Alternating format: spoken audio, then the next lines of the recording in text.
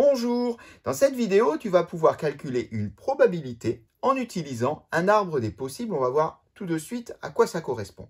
L'idée ici est de faire un calcul de probabilité sur une expérience aléatoire à deux épreuves. Ça signifie un peu qu'on va avoir deux expériences dans l'expérience. On va répéter deux fois de suite une même expérience aléatoire. Et cette expérience est la suivante. On lance deux fois de suite une pièce de monnaie. Il s'agit donc là bien d'une expérience aléatoire à deux épreuves. Je lance ma pièce de monnaie, je regarde sur quelle face elle retombe, puis je la lance une nouvelle fois et je regarde à nouveau sur quelle face elle retombe. La question est de calculer la probabilité de l'événement E suivant, qui est on obtient au moins une fois pile. Alors pour cela, on va dénombrer l'ensemble des issues possible à cette expérience aléatoire et on va regarder de plus près ensuite l'ensemble des issues correspondant à notre événement E. Alors commençons déjà par dénombrer l'ensemble des issues possibles et pour cela on va utiliser un arbre des possibles. Un arbre qui ici aura deux niveaux. Un niveau pour la première épreuve, c'est-à-dire le premier lancer de ma pièce de monnaie, et un deuxième niveau pour le deuxième lancer, bien évidemment. Alors, au niveau du premier lancer, ça va nous donner quoi? Ça va nous donner deux possibilités. La pièce de monnaie, soit elle tombe sur pile, soit elle tombe sur face. Mais ça, c'est juste pour le premier niveau, donc pour le premier lancer. Ensuite, on effectue un deuxième lancer. On se trouve exactement dans les mêmes conditions, ce qui signifie qu'il y aura également deux issues possibles au deuxième lancer, pile ou face. Mais si on veut dénombrer l'ensemble des issues possibles au total à la fin de ces deux lancers, il faut considérer que il y a deux possibilités. Soit au premier niveau, j'ai obtenu pile, et dans ce cas-là, au deuxième lancer, je peux obtenir pile ou face.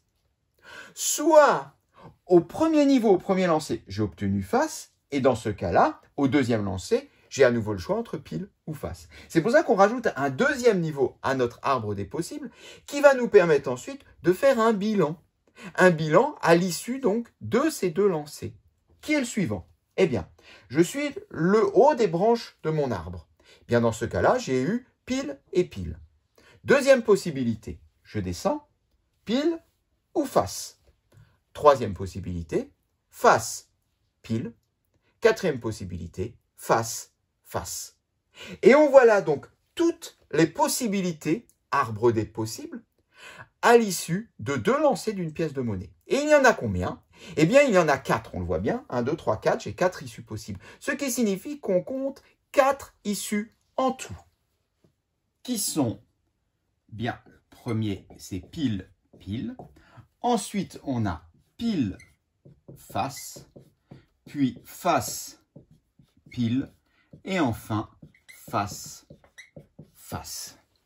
Et ce qui nous intéresse maintenant, c'est d'obtenir le nombre d'issues favorables à notre événement E. C'est-à-dire, combien d'issues y a-t-il à on obtient au moins une fois pile. C'est-à-dire, on obtient soit une fois pile, soit deux fois pile. C'est bien au moins une fois pile. Là, on en compte 3. On aura donc pile, pile, pile face et face pile. L'événement E possède donc 3 issues, on les rappelle. Ce sont bien ici, donc des couples, où apparaît au moins une fois pile. Sachant ceci, ça va aller très vite.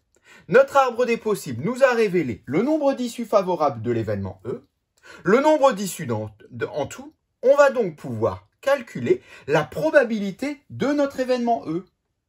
Donc, P de E égale nombre d'issues favorables à E, soit 3. Sur nombre d'issues en tout, on avait dit 4. La probabilité de E est égale à 3/4. La probabilité d'obtenir au moins une fois pile est égale à 3/4. En pourcent, ça donnerait 75%. Cette séquence est terminée.